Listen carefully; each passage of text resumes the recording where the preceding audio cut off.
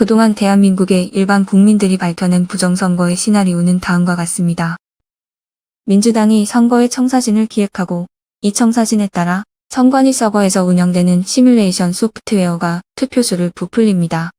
실제로 투표수는 여러 가지 방법에 의해 부풀리게 되는데 전자개표기를 사용하거나 가짜 투표지를 만들어 집어넣거나 아예 투표함을 바꿔치기 하기도 합니다. 이후 후보자가 재검표를 신청하면 대법원은 이러한 재검표를 무력화시킴으로써 선거범죄를 덮어줍니다.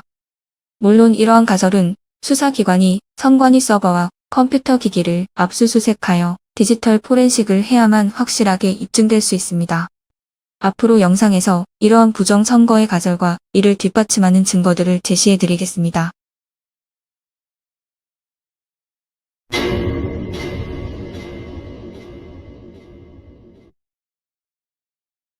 (2020년) 4.15 총선 전에 대등한 여론조사에도 불구하고 더불어민주당이 큰 차이로 선거를 이기자 많은 사람들이 놀랐습니다.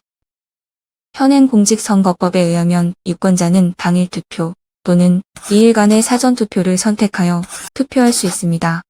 그런데 당일 투표일을 법정 공휴일로 지정했음에도 불구하고 사전투표일을 따로 지정하는 것은 부정선거를 위한 것이 아닌가라고 많은 사람들이 의심하고 있습니다.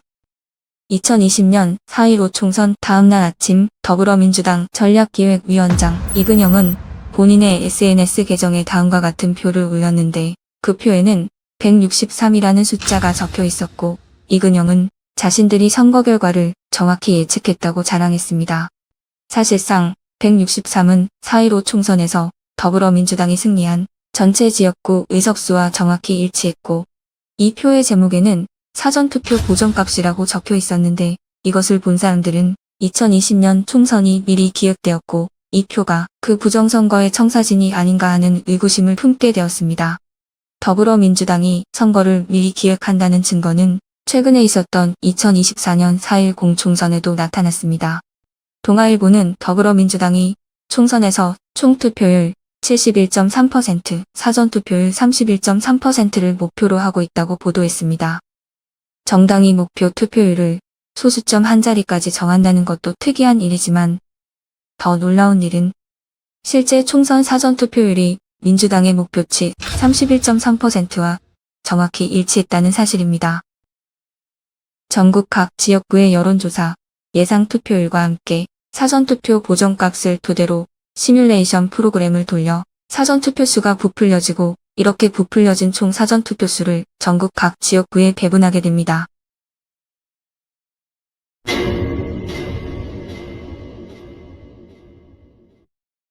선관위는 이러한 숫자들을 선거 결과라고 발표하는 것입니다. 이번 4.15 선거가 일어날 확률을 계산해 보면 몇 경분이 이게 돼. 이 선거판은 도저히 이 세상에 존재하지 않는 선거 결과라는 게. 더불어민주당을 나타내는 파란 막대는 모두 원점의 오른쪽에, 국민의힘을 나타내는 빨간 막대는 모두 원점의 왼쪽에 있습니다. 이것은 거의 모든 선거구에서 더불어민주당은 사전투표에서 유리했고 국민의힘은 당일 투표에서 유리했음을 보여줍니다. 더구나 그래프는 원점을 기준으로 10% 정도 양쪽으로 배치된 데칼코마니 형태를 나타내고 있습니다. 양당을 제외한 다른 군소정당들이 원점 가운데 몰려있는 것으로 미루어 보아 조작은 주로 양당을 중심으로 이루어졌음을 알 수 있습니다. 수학적으로 이렇게 분석을 해보면 하면 할수록 이건 부정이다 이런 얘기가 마음속으로 확신이 생깁니다. 이건 100% 부정이다. 그러니까 예를 들어 0.001%가 부정이 아닌데 그게 아니라 100% 부정이라고 나옵니다. 수백 수천만의 유권자가 투표하여 선관위가 발표한 결과가 나올 확률은 동전 253개를 던져서 모두 악명이 나올 확률, 즉 거의 0이라고 허병기 교수는 말합니다. 이 그래프는 2025년 대선의 전국 결과를 나타내는데 빨강은 김문수가 이긴 지역, 파랑은 이재명이 이긴 지역을 나타냅니다. 당일 투표에서는 전국의 많은 지역에서 김문수가 이겼지만 사전투표에서 그 결과가 뒤집힌 것을 볼 수 있습니다. 이러한 현상은 사전투표 조작 없이는 현실적으로 불가능한 일입니다. 2020년 4.15 총선에서 많은 개표 참관인들은 국민의힘이 당일 투표에서 이기다가 밤늦게 사전투표함이 열리면서 결과가 뒤집혔다고 증언합니다. 여러분은 2020년 미국 대선 당일 밤늦게까지 모든 경합주에서 이기고 있던 트럼프가 다음날 새벽에 도착해서 열린 우편 투표함에서 바이든에게 몰표가 나오는 바람에 역전되며 결국 바이든의 승리로 끝났던 일을 기억하실 것입니다. 투표율이 100%가 넘는 일은 부정선거의 확실한 증거가 되는데 수많은 지역구에서 이러한 일이 벌어졌습니다. 그리고 정말로 충격적인 것은 2025년 대선의 시간대별 사전투표율이 3년 전 대선과 정확히 동일하다는 것입니다. 이번에도 사전투표율 조작에 동일한 컴퓨터 프로그램이 사용되었을 가능성이 매우 높습니다.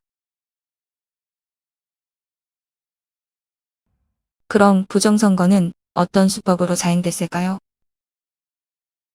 첫째, 전자개표기를 사용하여 투표수를 조작합니다.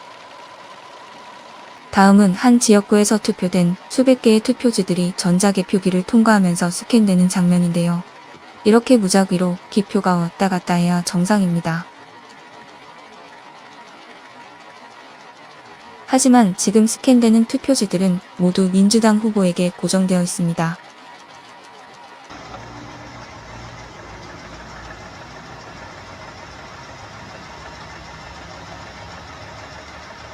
이렇게 모두 민주당 후보에게 기표된 투표지 연속 스캔 장면에서 여러분은 이른바 바이든 스파이크라고 불리는 2020년 미국 대선에서 일어난 괴이한 사건을 떠올릴 수 있을 것입니다. 2020년 미국 대선 당일 경합주인 위스콘신과 미시간에서 자정 무렵 중단되었던 개표가 다음날 새벽 4시와 6시 사이에 다시 재개되면서 갑작스럽게 바이든의 득표수가 치솟는 이상급등 현상이 목격되었습니다. 이렇게 한국과 미국에서 일어난 비슷한 사건은 통계 법칙을 거스르는 것으로 선거 조작이 아니면 설명이 불가능한 일입니다. 또한 선관위 컴퓨터에 의해 조작된 목표 득표수에 맞춰 만들어진 위조 투표지들이 투표함에 투입되기도 합니다. 개표 사무원이 측면이 붙은 일명 자석 투표지를 떼어내고 있는 장면입니다. 투표자들이 각각 따로 투표함에 넣은 투표지들이 어떻게 이렇게 붙어서 나올 수 있을까요? 이에 대해 선관위 측은 정전기로 인해 붙었다는 말도 안 되는 궤변을 늘어놓았습니다. 그리고 개표소에서는 이렇게 은행 신권 다발처럼 빳빳한 투표지들도 나왔습니다. 투표소와 개표소에서 수많은 사람들의 손을 거친 투표지들이 어떻게 이렇게 빳빳한 상태일 수 있을까요? 선관위는 원상태로 회복되는 특수용지를 사용했기 때문에 투표지가 빳빳한 상태를 유지한다는 말도 안 되는 해명을 내놓았습니다. 선관위에서는 투표소에 설치된 CCTV를 모두 가리도록 지시하고 있기 때문에 사전 투표자 수를 세는 것도 여러 투표소를 돌아다니며 중복 투표나 대리 투표 같은 불법 행위를 하는 것을 적발해내는 것도 불가능합니다. 한마디로 사전 투표의 경우 투표자 수를 마음대로 부풀리는 것이 가능하다는 의미입니다. 2020년 4.15 총선 9개월 전 민주당 싱크탱크인 민주연구원 원장 양정철은 4일 동안 중국을 방문하여 공산당 당교와 협약을 맺습니다. 그리고 나서 세계적으로 유명한 중국의 IT 기업인 텐센트도 방문합니다. 회계사 출신 활동가 로이킴은 선관위가 발표한 2020년 선거 데이터를 분석하던 중 중국 공산당의 구호로 유명한 팔로우 더 파티라는 문자열이 아스키 코드 형태로 그 안에 숨겨져 있음을 발견했습니다. 프로그래머가 그 문자열을 데이터에 심어놓은 알고리즘을 찾아낸 것입니다. 선관위는 투표 조작뿐만 아니라 여론 조작을 통해 조작된 선거 결과를 대중이 자연스럽게 받아들이도록 만드는 데 관여한다고 의심받고 있습니다. 사전투표지의 QR코드는 투표를 한 유권자를 식별하고 투표지가 전자개표기를 통과하면서 어떤 유권자가 어떤 후보와 정당에 투표했는지에 대한 정보가 선관위 데이터베이스에 기록되므로 유권자의 투표 성향에 대한 정보에 선관위가 접근할 수 있게 됩니다. 물론 이러한 것은 헌법의 비밀투표 원칙에 위배됩니다. 선관위는 이런 비밀 정보를 여론조사 업체에 제공하는 과정에서 여론을 원하는 방향으로 조작해왔다는 의심을 오랫동안 받아왔습니다.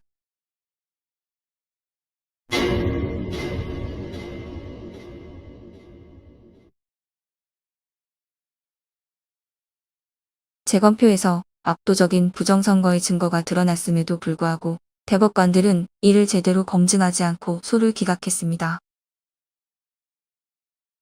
한국의 민주주의 붕괴에 대한 주된 책임은 법치주의를 파괴하는 부패한 법관들에게 있습니다.